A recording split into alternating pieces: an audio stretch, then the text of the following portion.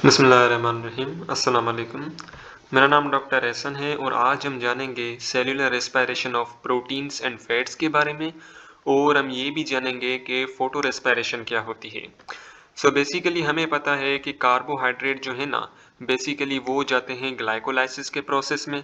ठीक है ना, जैसे कि ग्लूकोज होता है वो बेसिकली ग्लाइकोलाइसिस के प्रोसेस में जाता है और अल्टीमेटली फिर वो बनता है पायरुवेट में। ठीक है ना, फिर पायरुवेट बेसिकली कन्वर्ट होता है एसिटाइल कोए में, फिर एसिटाइल कोए जाता है टीसीए साइकिल के अंदर, which is the citric acid cycle. ठीक है, फिर सिट्रिक एसिड साइकिल के अंदर NADH2 FADH2 बनते हैं। ठीक है, फिर वो इलेक्ट्रॉन ट्रांसपोर्ट चेन में जाते हैं, फिर वहां पे उनकी होती है ऑक्सीडेटिव फोस्फोराइलेशन। लेकिन अब क्या हो कि हमारे जिस्म के अंदर ग्लूकोज की कंसंट्रेशन या शुगर की कंसंट्रेशन बहुत कम हो, तो फिर क्या होगा कि जो प्रोटीन्स एंड फैट्स है ना, वो बेसिकली कुछ प्रोडक्ट्स में कन्वर्ट होंगी। ठीक है, प्रोटीन और फैट टूटेंगी। ठीक है, और वो बेसिकली ग्लाइकोलाइसिस में या क्रेब साइकिल में हिस्सा लेंगी। ठीक है, सबसे पहले बात कर लेते हैं फैट की। ठीक है, look at this diagram. Fat जो है ना, जैसे हम ट्राई एसाइल ग्लिसरॉल भी कहते हैं, ये बेसिकली बना हुआ होता है ग्लिसरॉल से और 3 फैटी एसिड से। जब हमारे जिस्म के अंदर शुगर की कमी होगी ना, तो फैट टूटेगा into glycerol and 3 fatty acids. ठीक है, ग्लिसरॉल एंड 3 फैटी एसिड्स। अब ये जो ग्लिसरॉल है ना, ये ग्लिसरॉल बेसिकली कन्वर्ट होगा ग्लिसरल्डिहाइड ट्राइफॉस्फेट में। ठीक है, ग्लिसरल्डिहाइड ट्राइफॉस्फेट में। ठीक है, और हमें पता है ग्लिसरल्डिहाइड ट्राइफॉस्फेट जो है ना, ये बेसिकली ग्लाइकोलाइसिस का एक पार्ट है। ठीक है, फिर हमें पता है कि ग्लिसरल्डिहाइड ट्राइफॉस्फेट जो है ना, ये बेसिकली कन्वर्ट होगा 1,3 बिस फॉस्फोग्लिसरेट में। ठीक है, फिर 1,3 बिस फॉस्फोग्लिसरेट कन्वर्ट होगा 3 फॉस्फोग्लिसरेट में, फिर 3 फॉस्फोग्लिसरेट कन्वर्ट होगा 2 फॉस्फोग्लिसरेट में, फिर 2 फॉस्फोग्लिसरेट कन्वर्ट होगा फॉस्फोइनोल पायरुवेट में, फिर फॉस्फोइनोल पायरुवेट कन्वर्ट हो जाएगा पायरुवेट में। ठीक है, तो ग्लिसरॉल जैसे ही कन्वर्ट हुआ 3 फॉस्फोग्लिसरेट में, अब बेसिकली यहाँ पे ग्लाइकोलाइसिस का प्रोसेस जो है ना, यहाँ पे कंटिन्यू होगा।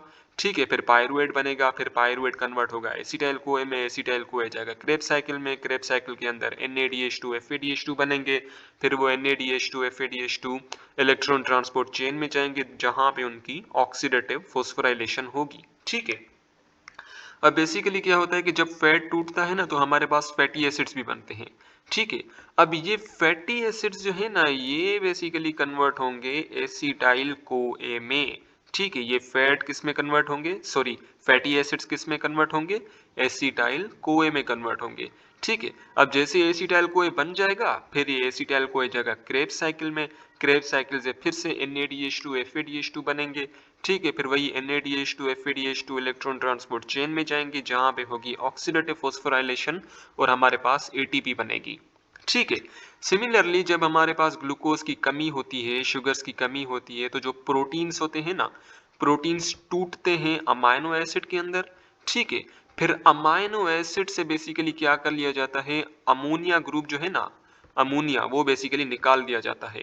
अब बेसिकली हमें पता है कि जो अमाइनो एसिड होता है उसमें क्या क्या होता है, अल्फा कार्बन होता है, ऊपर हाइड्रोजन होता है। ठीक है, यहाँ पे लेफ्ट साइड पे होता है NH2। ठीक है, राइट साइड पे होगा हमारे पास कार्बोजाइल ग्रुप। ठीक है, COOH, और नीचे बेसिकली होगा हमारे पास रेडिकल ग्रुप। तो अमाइनो एसिड से बेसिकली क्या होगा, ये जो दो ग्रुप है ना, NH2 और हाइड्रोजन, ये निकल जाएंगे। ठीक है, और ये बेसिकली बन जाएंगे अमोनिया। ठीक है, ये बेसिकली बन जाएंगे अमोनिया। ठीक है, तो अमोनिया तो चला गया, बाकी ये जो पूरा स्ट्रक्चर है ना, बाकी ये जो पूरा स्ट्रक्चर बच गया ये वाला, इससे बेसिकली हम कहेंगे अमाइल ग्रुप। ठीक है, इससे बेसिकली हम क्या कहेंगे, अमाइल ग्रुप कहेंगे। ठीक है, बेसिकली क्या हो गया, हमारे पास यहाँ पे अमाइल ग्रुप बन गया। ठीक है, अब बेसिकली अमाइल ग्रुप में यहाँ पे रेडिकल ग्रुप भी है। ठीक है, अब रेडिकल ग्रुप के हिसाब से जो है ना, ये अमाइल ग्रुप या तो ग्लाइकोलाइसिस में इंटर होगा, या तो क्रेब्स साइकिल में इंटर होगा, या तो वो एसिटाइल कोए में कन्वर्ट होगा। ठीक है, हमें पता है ना कि रेडिकल ग्रुप के अंदर मुख्तलिफ मुख्तलिफ मॉलिक्यूल्स होते हैं। अगर हाइड्रोजन होगा तो ये पूरा ग्लाइसिन होगा। ठीक है ना, बेसिकली रेडिकल ग्रुप में बेसिकली मुख्तलिफ मुख्तलिफ मॉलिक्यूल्स होते हैं। उन मॉलिक्यूल्स के स्ट्रक्चर और उनकी प्रॉपर्टीज के हिसाब से ये जो अमाइल ग्रुप है ना, ये मुख्तलिफ मेटाबॉलिक पाथवेज के अंदर जाएगा। ठीक है। सो मुख्तलिफ मेटाबॉलिक पाथवेज के अंदर ये कैसे जाएगा, ये बेसिकली इस रेडिकल ग्रुप पे डिपेंड करता है कि या तो ये अमाइल ग्रुप ग्लाइकोलाइसिस में जाएगा या तो क्रेब्स साइकिल में जाएगा। ठीक है। सो बेसिकली क्या होता है कि जब शुगर की कमी होती है ना, तो लिविंग ऑर्गेनिजम्स के अंदर फैट और प्रोटीन टूटते हैं और ये इस्तेमाल किए जाते हैं एटीपी को प्रोड्यूस करने के लिए। एटीपी कैसे प्रोड्यूस होगी, यही जो ऑक्सीडेटिव फोस्फोराइलेशन में बेसिकली होती है। ठीक है। अब बेसिकली फैट्स जो है ना, जब शुगर की कमी होगी तो फैट्स टूटेंगे, हमारे पास ग्लिसरॉल बनेगा और 3 मॉलिक्यूल बेसिकली फैटी एसिड के बनेंगे। ठीक है। ग्लिसरॉल कन्वर्ट होगा 3 फॉस्फोग्लिसरेट में। ठीक है। और 3 फॉस्फोग्लिसरेट ये क्या है, ट्रायोस शुगर मॉलिक्यूल है। ठीक है। ट्रायोस क्यों बोला, बिकॉज इसके अंदर 3 कार्बन होते हैं।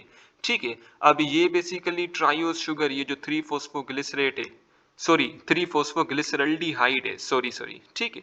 3 फॉस्फोग्लिसरल्डिहाइड या ग्लिसरल्डिहाइड ट्राइफॉस्फेट। ठीक है।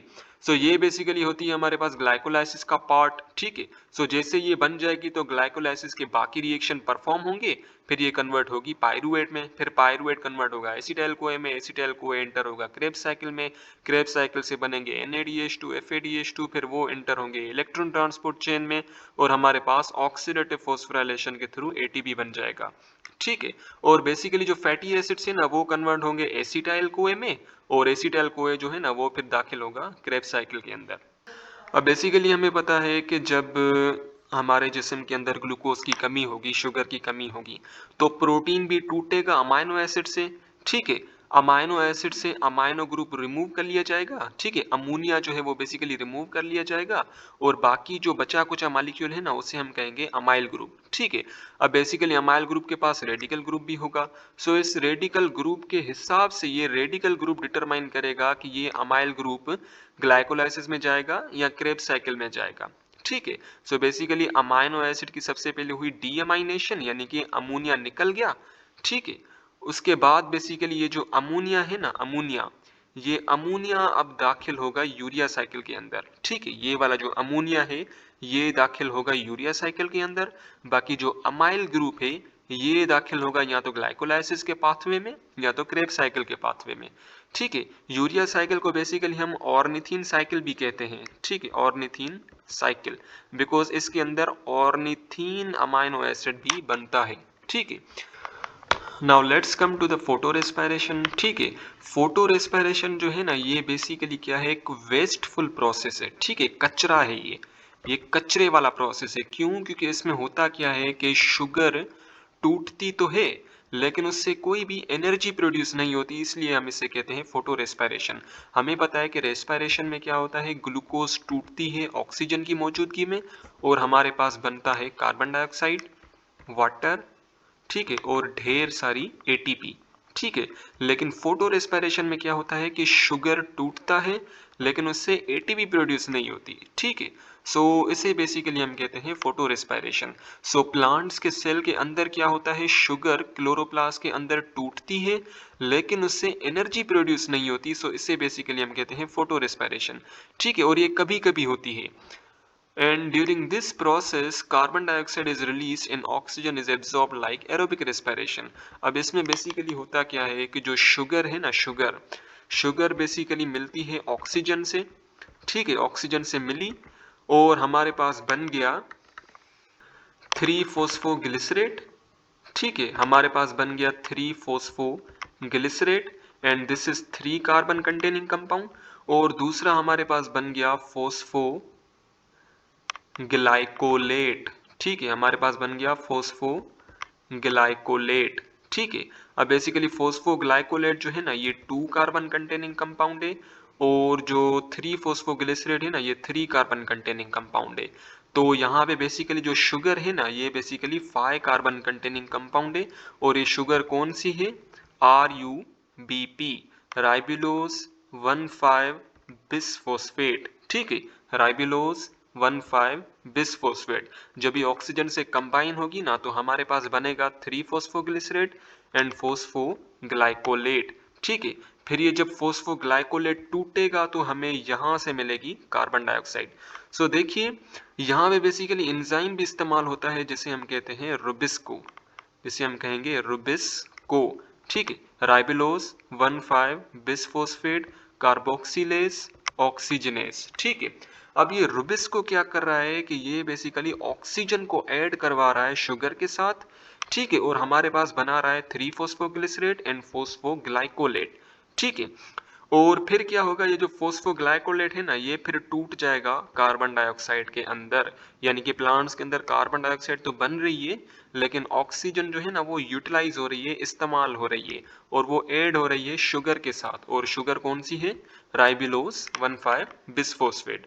सो इसे बेसिकली हम यहाँ पर ही देख लेते हैं। सो क्लोरोप्लास्ट सेल के अंदर क्या होता है कि राइबिलोज 1,5 बिसफॉस्फेट जो है ना, ये ऑक्सीजन से कंबाइन हुई। ठीक है, रुबिस्को एंजाइम की मौजूदगी में। ठीक है, रुबिस्को का पूरा नाम है राइबिलोस 1,5 बिसफॉस्फेट कार्बोक्सिलेस ऑक्सीजनेस। ठीक है, कार्बोक्सिलेस ऑक्सीजनेस। अब बेसिकली इस एंजाइम का काम ये होता है कि या तो ये कार्बन डाइऑक्साइड को ऐड करेगा किसी मॉलिक्यूल के अंदर, या तो ऑक्सीजन को ऐड करेगा। अब वो डिपेंड करता है कि कार्बन डाइऑक्साइड और ऑक्सीजन की कंसंट्रेशन कितनी है, उनका अमाउंट कितना है। अगर कार्बन डाइऑक्साइड की तादाद ज्यादा होगी तो रुबिस्को कार्बन डाइऑक्साइड को ऐड करवा देगा इस मॉलिक्यूल के अंदर, और अगर ऑक्सीजन की कंसंट्रेशन ज्यादा होगी तो ये ऑक्सीजन को ऐड करवा देगा इस मॉलिक्यूल के अंदर। लेकिन अब चूंकि फोटो रेस्पिरेशन के दौरान क्या होता है कि ऑक्सीजन की कंसंट्रेशन क्लोरोप्लास्ट में बहुत ज्यादा होती है, जिसकी वजह से रुबिस्को क्या करता है, ऑक्सीजन को ऐड करवा देता है इस राइबुलोज 1,5 बिसफॉस्फेट में, जिसकी वजह से राइबुलोज 1,5 बिसफॉस्फेट टूट जाता है इनटू 3 फॉस्फोग्लिसरेट एंड फॉस्फोग्लाइकोलेट। ठीक है, यहाँ पे बेसिकली 3 फॉस्फोग्लाइकोलेट नहीं है, ये यहाँ पे मिस्टेक है। यहाँ पे बेसिकली होगा 3 फॉस्फोग्लिसरेट। ठीक है, यहाँ पे होगा 3 फॉस्फोग्लिसरेट। सो आप काइंडली इसको करेक्ट कर लीजिए। ठीक है, उसके बाद हमारे पास बन गया फॉस्फोग्लाइकोलेट। ठीक है, अब ये फॉस्फोग्लाइकोलेट जो है ना, ये बेसिकली जाएगा परऑक्सियोसोम के अंदर, क्लोरोप्लास्ट से निकलेगा और जाएगा परऑक्सियोसोम के अंदर। ठीक है, और परऑक्सियोसोम के अंदर क्या होगा कि ये जो फॉस्फोग्लाइकोलेट है ना, ये बेसिकली कन्वर्ट होगा ग्लाइसिन के अंदर। ठीक है, ये बेसिकली किसके अंदर कन्वर्ट होगा? ग्लाइसिन के अंदर। ठीक, अब बेसिकली जैसे ही ग्लाइसिन बन गया ना, तो ये ग्लाइसिन अब जाएगा माइटोकॉन्ड्रिया के अंदर। ठीक है, जैसे ही ग्लाइसिन बन गया, ग्लाइसिन अब जाएगा माइटोकॉन्ड्रिया के अंदर। अब माइटोकॉन्ड्रिया के अंदर क्या होगा कि दो ग्लाइसिन जो है ना, दो ग्लाइसिन आपस में मिलेंगे, तो हमारे पास बन जाएगा एक serine. Serine is an amino acid, और हमारे पास बन जाएगा कार्बन डाइऑक्साइड। ठीक है, अब ये सीरीन जो है ना, ये तो माइटोकॉन्ड्रिया के अंदर बन गया।